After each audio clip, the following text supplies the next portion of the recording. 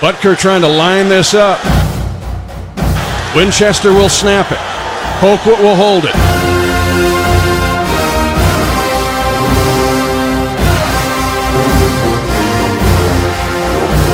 20-20 tie. High snap, pulled down. Butker's kick is out. It is right down the boulevard.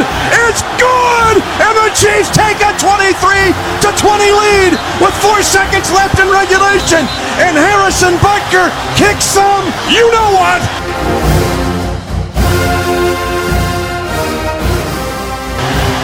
Welcome to the Chiefs Kingdom.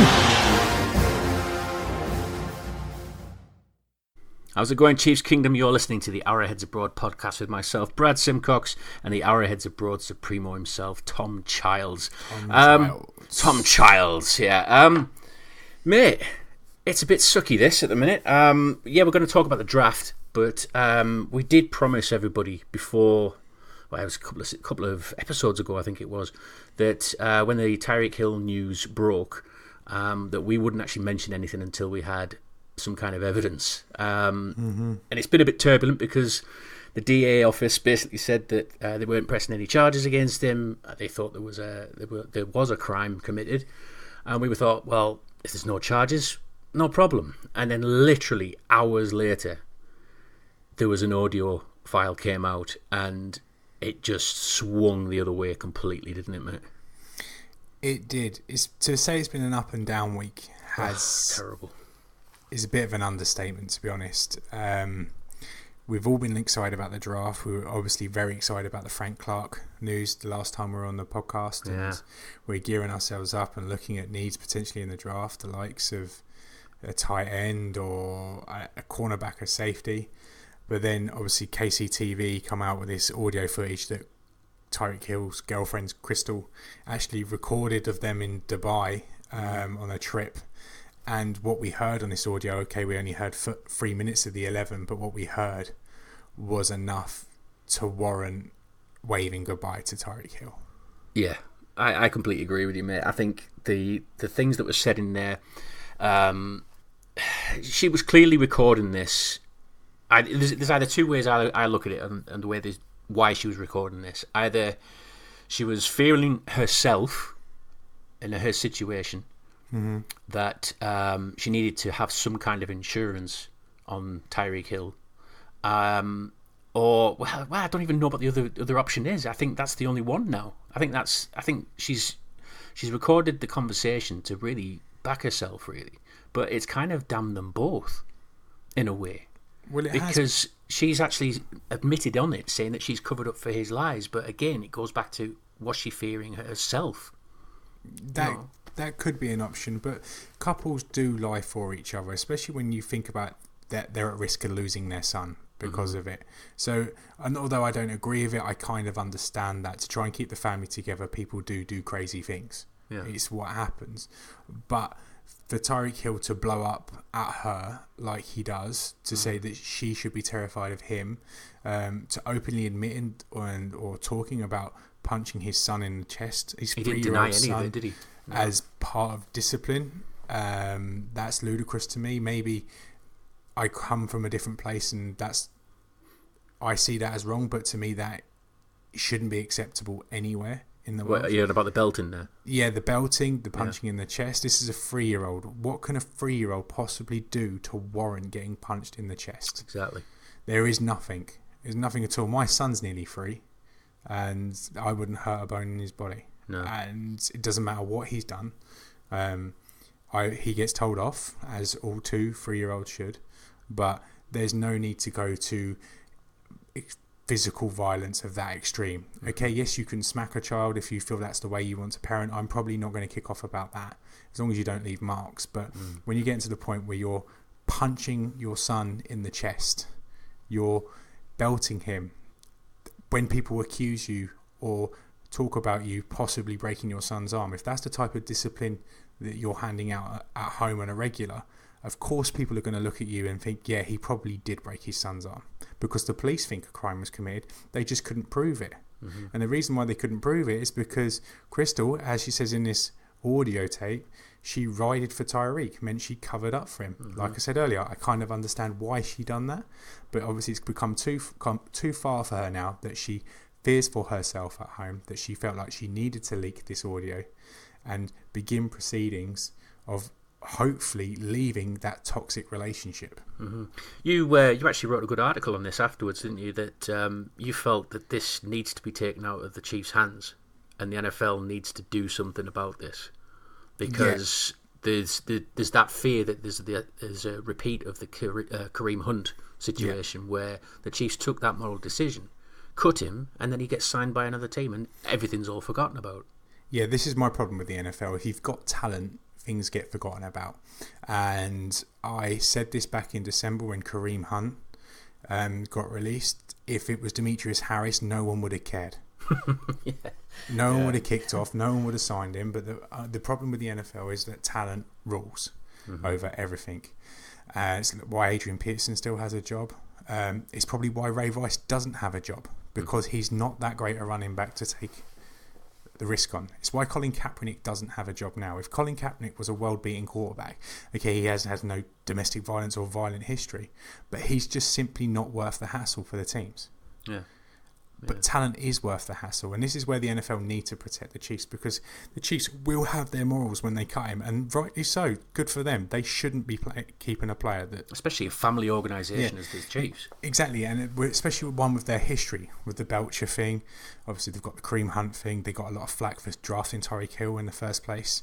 The team need to be protected by the NFL, and ultimately, the way that the NFL can protect the Chiefs is by banning Tyreek Hill for life from the NFL. Because if they come out with a blanket ban, then the Chiefs don't risk losing anything. Okay, they lose a talented player, but at least they're not going to see that talented player lining up opposite them again. And I know the game, it is bigger than a game, but at the end of the day, these are assets to the team. The team wants to win. So from their standpoint, they can't afford to be losing a player like this to another team again.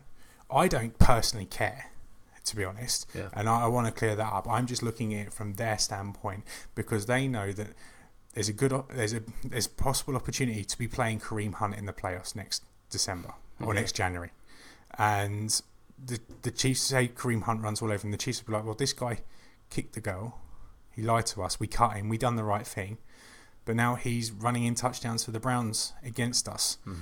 Where do we see? Yeah, we've got our morals, but who's the real losers here? It's not Kareem Hunt. He's got a contract. It's not the Browns. They've got a great player. And so this is why I think the Chiefs are delaying the decision. I think if it was as black and white as the or say, for example, if the Kareem Hunt thing hadn't happened, I think the Chiefs have already cut Tyreek Hill. But I don't think they want to get burnt twice. So I think they are waiting on the league. There's no possible way Tyreek Hill is playing for this team. If the league doesn't come out and ban him, they will cut him. Well, but I think they're hoping to get reassurances from the league first. Yeah, the fan base has already turned. I mean, I know there's the odd few out there that are still almost giving him the benefit of the doubt. It's because he's got talent. Exactly, and it's swung that much now. I mean, I did a video on this, and you obviously tweeted it out on Arrowheads Abroad, and it's reached like 11,000 views, and almost everybody on that backs what I said on there about everything that we've just discussed. Basically saying this is it. We can't move forward with Tyreek Hill anymore. Nobody's going to be buying the jerseys. Nobody's going to be supporting him whenever he gets the ball. People will boycott. I honestly think people will boycott games, because I personally wouldn't want to go and watch a game and have to cheer on or feel like I need to cheer on a player that does that type of thing. Especially now that I'm a dad myself, I understand why parents get so angry about things like this. I'm not saying you have to be a parent to be angry about it, but I think it certainly helps, if that's the right word. But I wouldn't want to cheer on Tyreek Hill. I don't want him playing for the team again. And I think a lot of right-minded people are like that. I mean, but the problem is when you've got a franchise like ours that's so starved of success, we've gone from a team that looks Super Bowl bound to losing Kareem Hunt and Tyreek Hill. I think that does cloud judgment. And I'm not going to totally beat up on people for thinking that way, because although I think they're a little bit backwards, I'm not going to completely beat up on them. But I feel like this needs to be wrapped up sooner rather than later, because Can't the let it longer drag on, no. the longer this drags on, the more of a cloud it's going to pull over the organisation, and I don't think the Chiefs need this right now. Not again anyway. Yeah, Neil Swift basically asked that question as well on Arrowheads Abroad. He said the combination of Mahomes, Hunt, Hill and Kelsey looked like a Super Bowl lock-in with an average D. How much has that been damaged with the loss of the two? I mean, we're staring at this now where we had probably the most feared offense in the league, and now we've got half that. Yeah, you potentially got 4 All-Pros on that. Then with Mahomes, obviously the MVP, Kareem Hunt, who we all know how good he was in his first season and how good a season he was having last year. Tyreek Hill was a game changer that had it all, was hanging out with Usain Bolt a few weeks ago, was due a $100 million contract, was the most feared non-quarterback in the league, and he had it all, screwed it up, and obviously got Travis Kelce. So yeah, you've taken away half of that talent. Yeah. Admittedly, it's probably the half we could afford to lose, because I do feel like Kelce and Mahomes are more important than the other two. Yeah, but Kelsey's going to get triple covered now, isn't he? He is, but we've got Andy Reid. And so whilst we've got Andy Reid, I'm not worried about that. If we didn't have him, then I kind of would be a little bit sceptical. But we've got Reid, we've got Mahomes. And let's not forget, Damian Williams come in last year and replaced Hunt very well. He did, actually, yeah. He played really well. He played well against the Patriots as well. He did. In the few games that he was there, the team didn't really just seem like they skipped much of a beat when it comes to the running back position. Obviously, Hill was a different kettle of fish. That's a lot harder of a mountain to climb when it comes to replacing him. Yeah, exactly.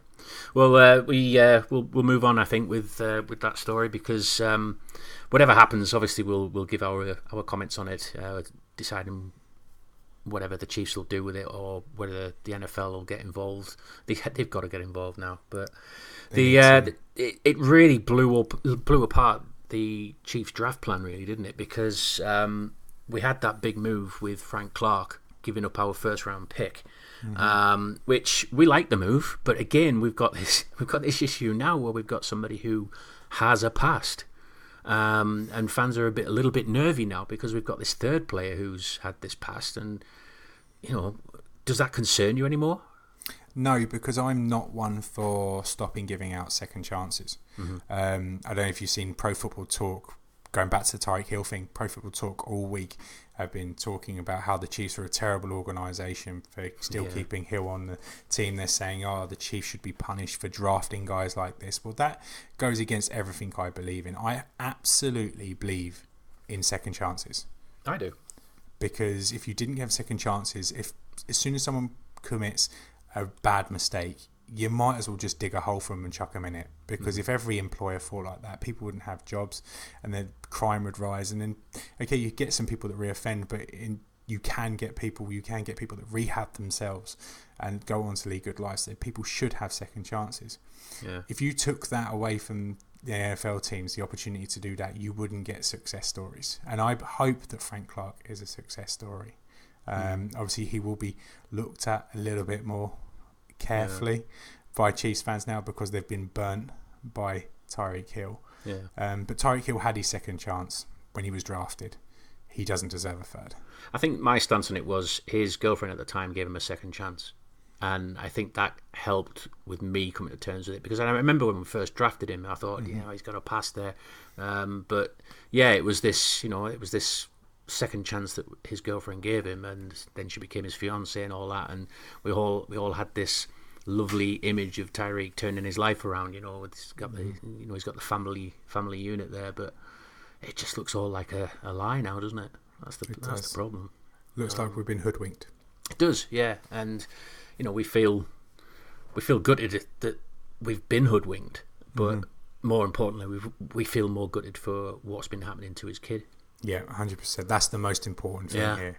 And that cannot be lost. Yes, we've all lost a fantastic footballer was going to help us possibly reach a Super Bowl, blah, blah, blah, blah, blah. But that is nowhere near as important as the safety of his son. His son's safety is more important than anything football related. Even Mahomes. Patrick Mahomes. Well, let's talk a bit more about the draft to cheer ourselves up a bit, shall we? Yes, because I'm really happy about this, by the way. I am as well, and I wanted to get your thoughts on it because we mentioned beforehand, I don't know if we actually mentioned it in the podcast, but I think me and you just chatting, I basically said that means that the Chiefs are going to go wide receiver now in round 2. And you weren't overly convinced, but I think you kind of came around to it before it happened, didn't it? That you thought, yeah, they're probably going to go with a wide receiver here. And they actually picked up an almost like-for-like replacement, in a way, for Tyreek Hill with McCall Hardman. Yeah, great name. Yeah, McCall Hardman. Yeah. I saw a tweet earlier today, and it said, if this bloke doesn't look like Phil Mitchell, then I'm not going to buy his jersey. Hard man. Yeah. He's from Georgia. He's very speedy, very quick. He runs a 4.3, is it? Yeah. And he's a good punt returner. Where have you heard that before? Yeah. You could literally copy Tyreek Hill's draft profile and line it up against Mecole Hardman's, and you would be able to tell a difference. Exactly. He's a route runner that needs a lot of work. He's not quite yet the finished article. Tyreek Hill will be used in the punt return and the kick return game.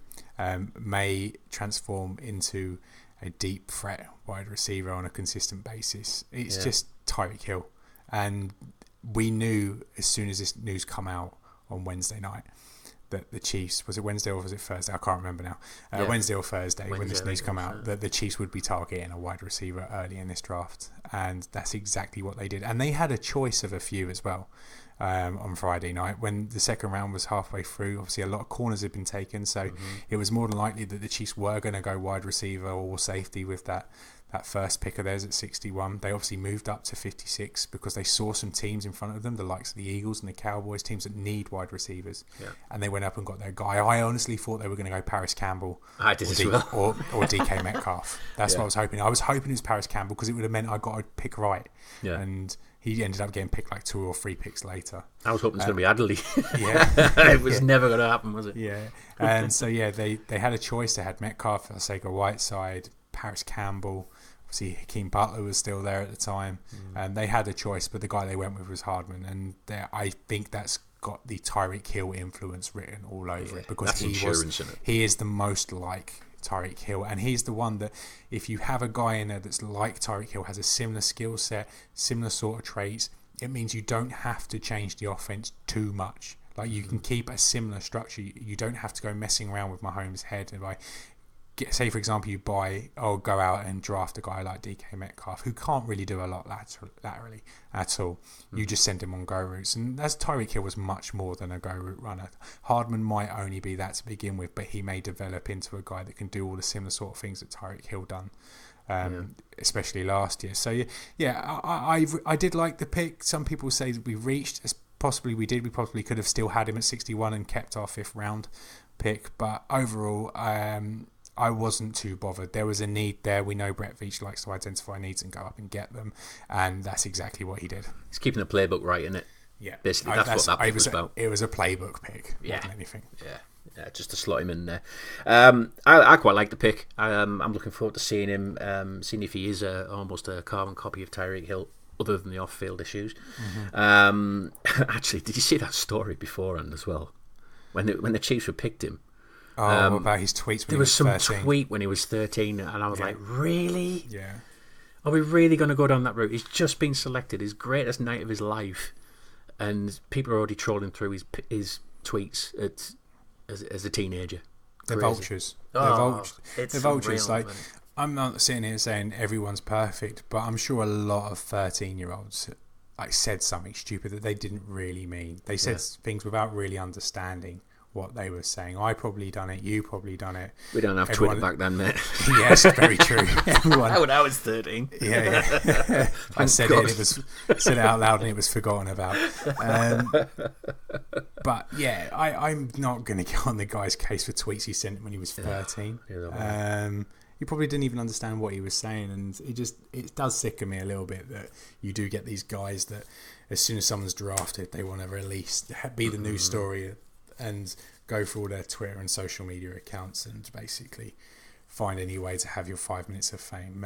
It's like the total opposite of what we have, isn't it? We have all the stats of the height they are and all that kind of thing, and yet the media has, we've got all this dish the dirt on all these different players that if the Chiefs select him, we're going to go straight down the road with that. Not celebrate his wonderful night of getting selected by an NFL trying to ruin his perfect night, because these guys work so hard for this night, and that's why I think it's lost. I think that's what makes the draft so special. Yeah, we don't have anything to this equivalent in the UK. The draft is a fantastic sporting event. It's a fantastic spectacle of seeing 12, 13, 15 years worth of work culminate into them becoming professional sports stars in one night, signing big contracts and just changing their lives.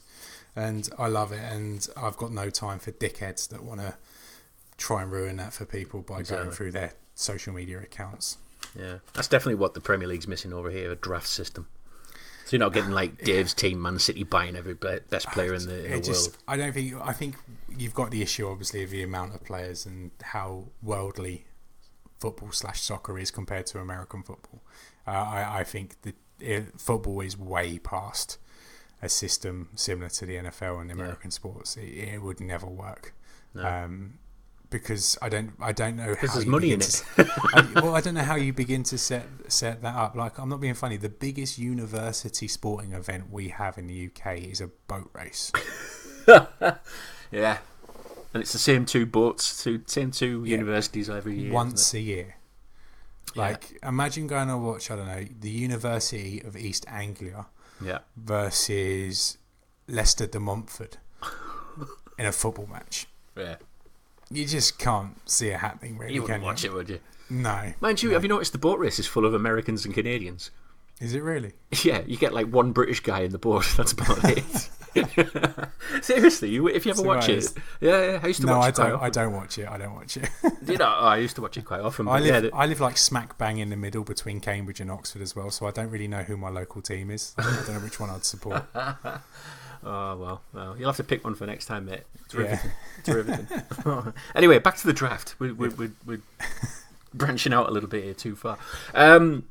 So also in the second round, we got a position of need again, which was Juan Thornhill. Now, I love that name, Juan Thornhill. I think it's great. It's just a brilliant name. There's only one Thornhill. So he's what I like about him. It looks as though he's the complementary selection that would be right next to Matthew, wouldn't it? Mm-hmm. Not a massive tackler, but he can also play cornerback as well, which is good. But he's there for his ball hawk skills, isn't he? I love him. He's a guy that's played corner throughout his college career, played safety, played linebacker, played pretty much everywhere outside of the defensive line, and he reminds me a little bit of Tyrann Mathieu. And I think what the Chiefs drafted here, because they couldn't get a corner, they got a guy that enables them to have so much flexibility in that backfield. They can now ask Mathieu to go up and play coverage. They can ask Thornhill to go up and play man coverage.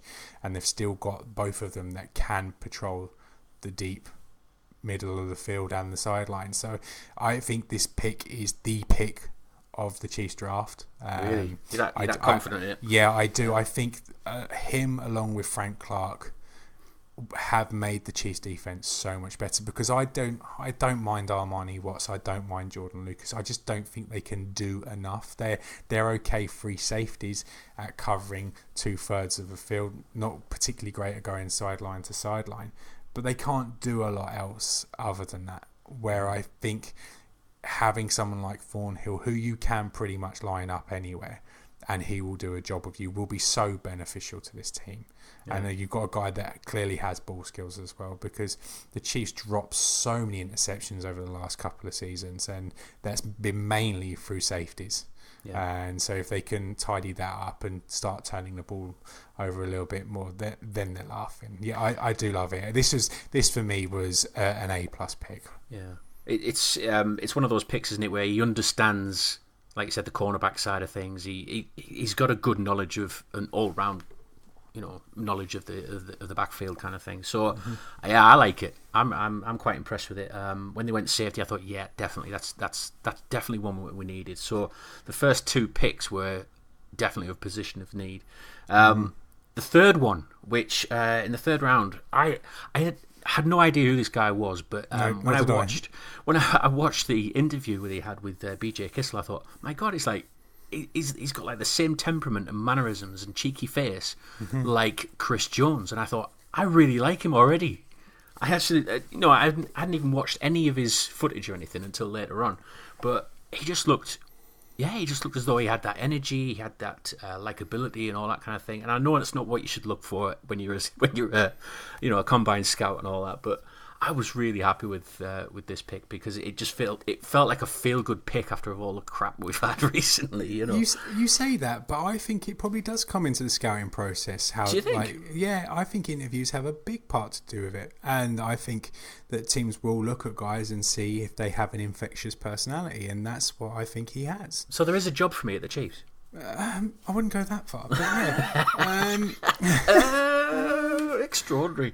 I do like the pick. You've got a lineman that can backflip. Like, what more else? What more do you want? Like this guy, I don't know if you've been checking out Seth's Twitter timeline, but they're pulling up some old Huddle film. I don't know if you've ever used Huddle, Brad, but it's awesome tool. It's basically for all amateur American footballers. You can go on there and load up your game film and stuff like that. I used to have a Huddle account once when I used to play.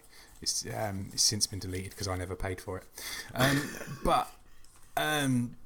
You go onto his Huddle account and you can see some of the plays that he made as a tight end, a running back. Yeah, he looks fun, doesn't he? At 16, 17, I love it. He's an athlete, and I think Xavier Williams is probably the guy that's going to lose out because of it. Yeah. He's different to Derek Nardi, our third-round pick from last year. Derek Nardi is very much a guy that you want to hold up against a run. Kalen Saunders looks like he's got a little bit more about him. He can probably play a bit wider at 7 and 9. He can probably ask to do the end job every now and then to let them kick. Breland Speaks inside potentially. I think he's going to be a versatile player. And I again, it's another pick that I just think the Chiefs nailed. Like, I come out of Friday night feeling really, really good about the Chiefs draft. Same here. And I felt so much better than I did last April, because we sat here, you were around my house last year for the draft, weren't we?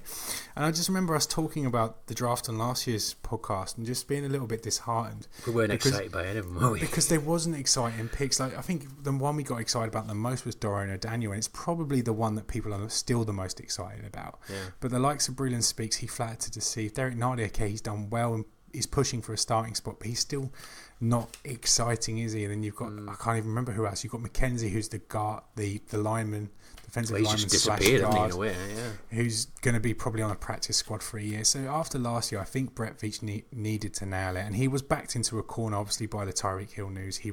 His hand was forced to go and get a wide receiver early, but the two picks afterwards in Thornhill and Saunders, I cannot slate him for at all. I think they're excellent picks. I think they're personalities that the Chiefs defense needed, and I just feel like they've got a good culture going into that defensive room now. And they'll be a good combo, I think.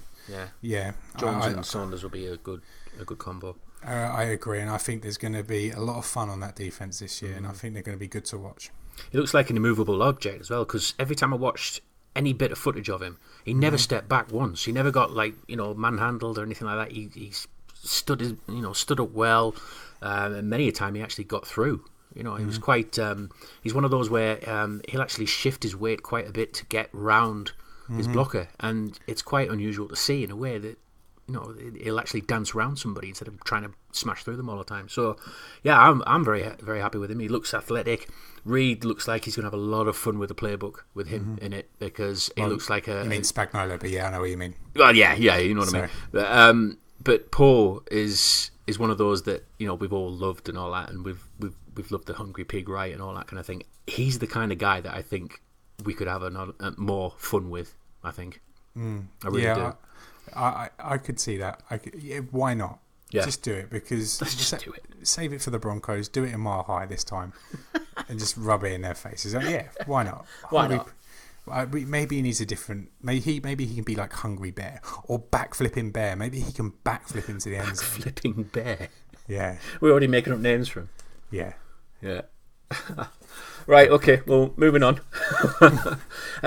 This one got me a big laugh, because you sent me a YouTube link to a video of a guy just videoing some deer, and then this guy running out of nowhere with his dog running through chasing the deer, and he's going, Fenton! Fenton! Oh, Jesus Christ, Fenton! Fenton!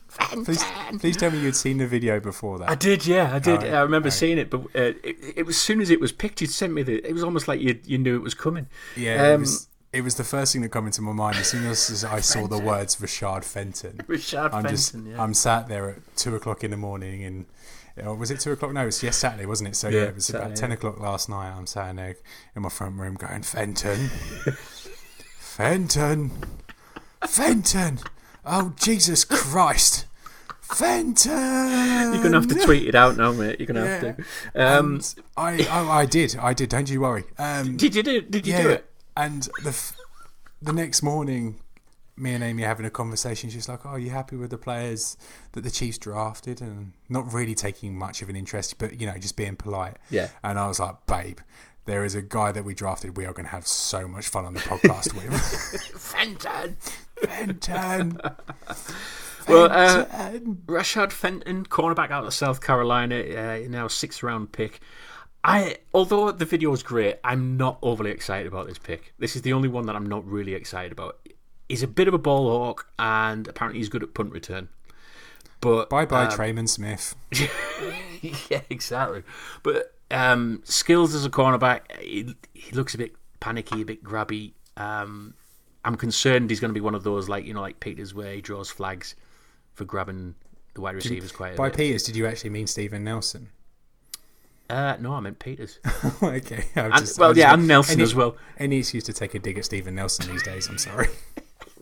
Peters and Nelson. Although I didn't think Steven Nelson was the best player. In fact, I think he was quite overhyped by some Chiefs fans. Dave. I have had no issue with the guy, but since he's left, he's been a dick. Yeah, he has actually. Yeah, to be honest, he has, and I think some Chiefs fans have been a dick back at him, but he hasn't helped his cause. But anyways, Rashad Fenton. Know absolutely nothing about him. All I'm gonna say about him is Fenton. Oh, Jesus Christ. I think he's going to be your fan favourite now, mate. I think, now we've got rid of Demetrius Harris, I think Fenton's the guy for you, I think. But I just didn't like Demetrius Harris in any way, shape or form. As a player, I didn't know him personally. I haven't got anything to judge Fenton on yet as a player. So I know you meant that sarcastically, but at the moment, Fenton is my favourite player on the Chiefs roster. Purely for his name. Okay, moving on then. This next pick seems to have got a lot of people excited. By the way, you can half tell we're getting into day 3 picks now because we are, yeah. Yeah, we know absolutely nothing. I know nothing about him. This next one, again, I had no idea who he was. But having seen the footage, I thought, how did he go in the 6th? Why wasn't he even higher up? Mm-hmm. Darwin Thompson, running back from Utah.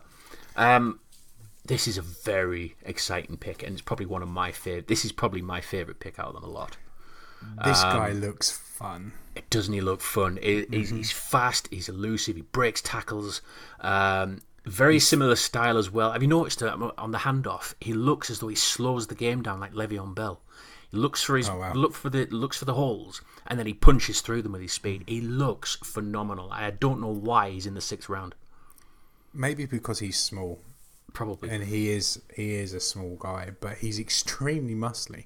Yeah. I saw the other day he's got 4% body fat or something stupid like that, which is just ridiculous considering. Not far off me. Considering, I'm about 45% body fat times 2.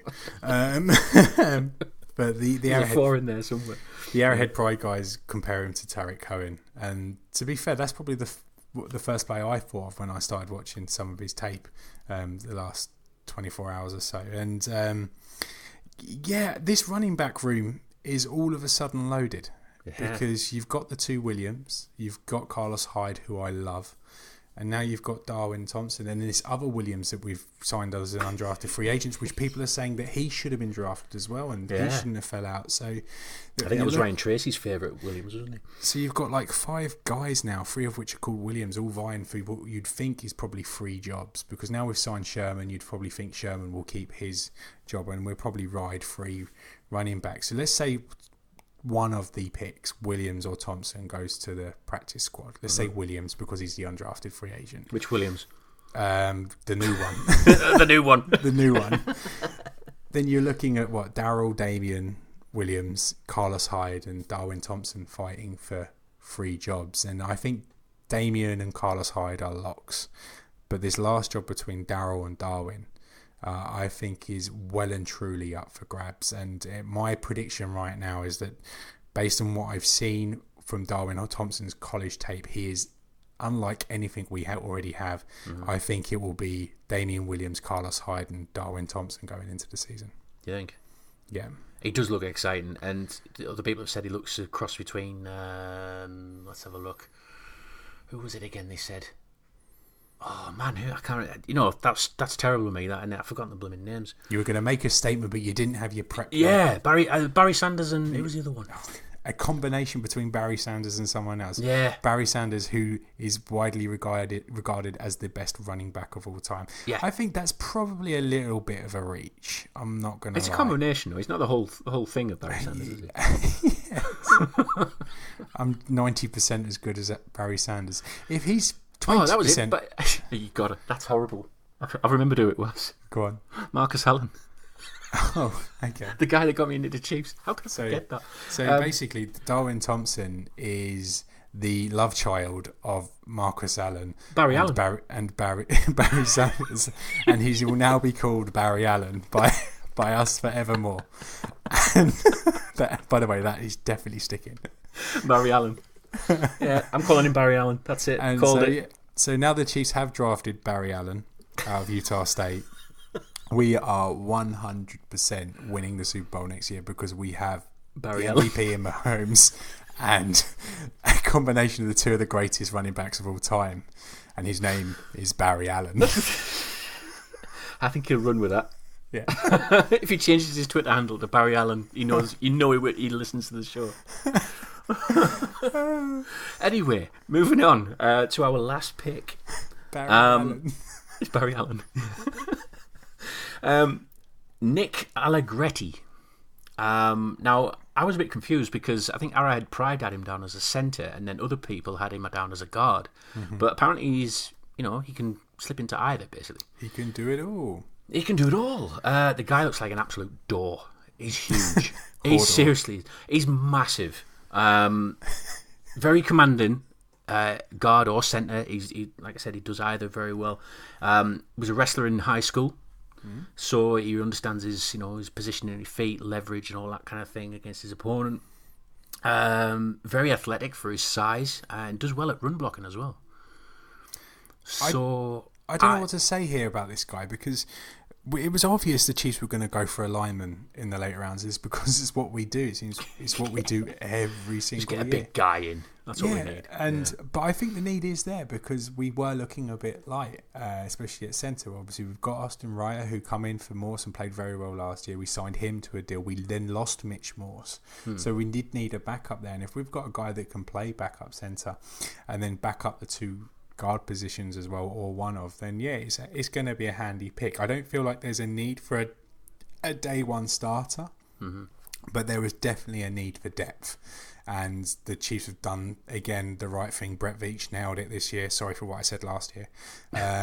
Absolutely nailed it by getting this late 6th round pick and a guy we can just sit there and develop with McKenzie, with the likes of Jordan Devy, and they can just sit there and await their opportunity. Because at the moment, you'd still probably go with the 5 being Fisher, LDT, wrong side, I know, Fisher, Irvin, Reiter, LDT, then Mitch Schwartz, and then have those guys to back them up. So I'm absolutely fine with the Chiefs spending a 6th rounder on a lineman.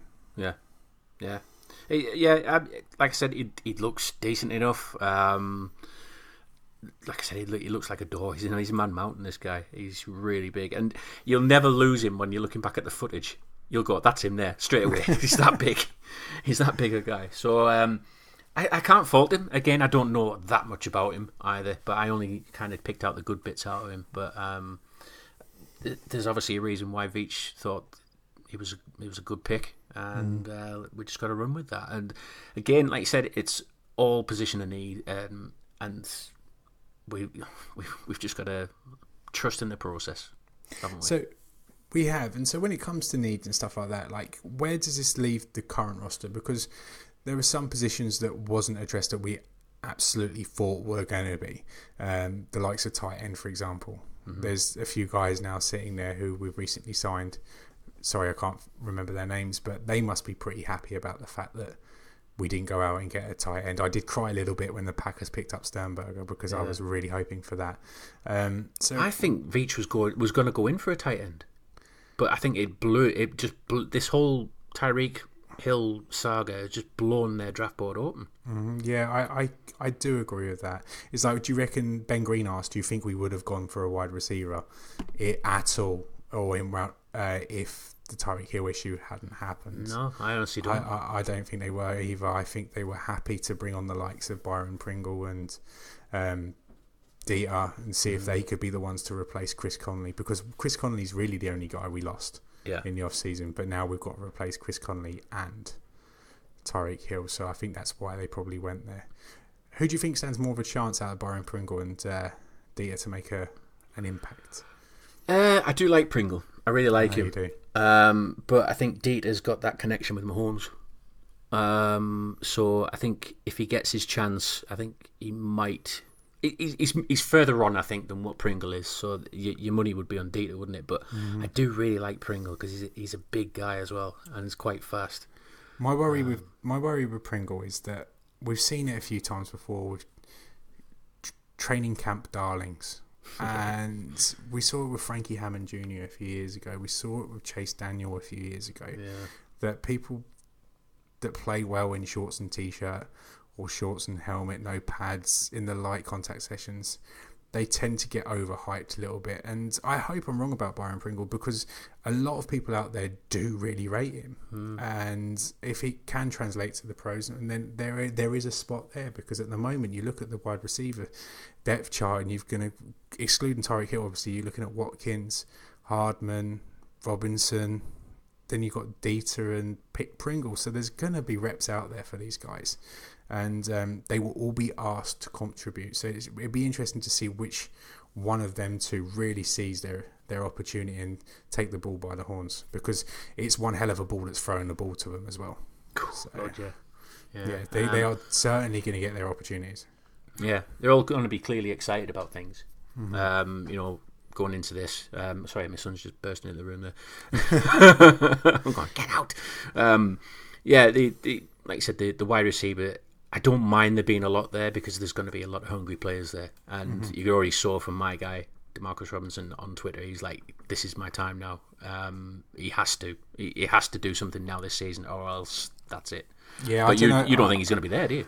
Well, no, I do think he's going to be on the team, absolutely. I think he will be relied on as probably a 2 or 3 receiver on the depth chart, but I just don't know if he's good enough to fulfill that role.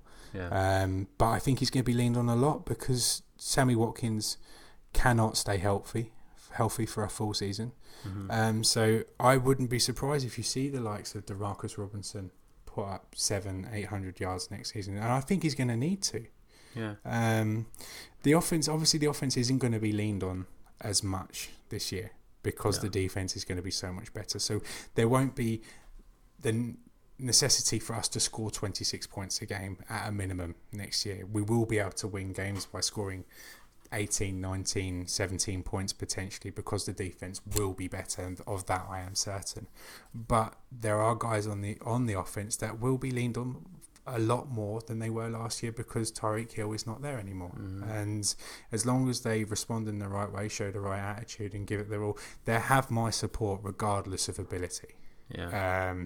Even Demetrius Harris, although I used to get on his case a lot, and I probably still do now. At least he tried hard, and I'm okay with players coming along, playing hard, and playing for the shirt, as it were, and respecting the shirt and respecting the organisation. Yeah. But I'm waffling again. I've kind of lost what I was going to say. I was just going to butt in actually because Clive McThorg has put in looking at the number of WRs we have picked up for camp at the very least.